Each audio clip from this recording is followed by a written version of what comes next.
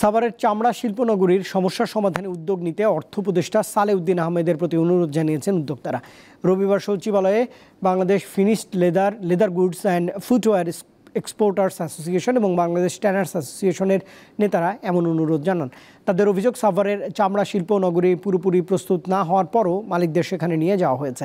এই কারণে ব্যবসায়ীরা সেখানে ব্যবসা করতে পারছেন না। অর্থ উপদেষ্টা জানান, চামড়াজাত পণ্য একটি বড় রপ্তানি খাত, এটি নিয়ে কাজ করছে অন্তর্বর্তীকালীন সরকার।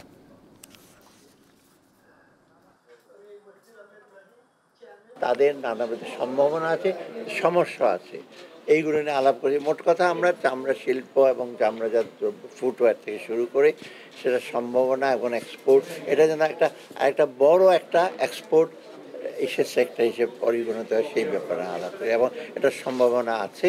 আমাদের দাবিটা সিওটিপিটাকে ঠিক করে দেওয়া, এবং আমরা এলটিজি সার্টিফিকেট পাই নাই, যার কারণে ওনাদের কারণে এই জন্য আমরা ক্ষতিগ্রস্ত, এগুলোকে ঠিক করে দেওয়া। না, উনি বলছে, উনি আশ্বাস দিয়েছেন, উনি আলোচনা করবেন, দেখবেন, আর ছোট একটা পরিষদে আমাদেরকে একটা কমিটি করে দিবেন।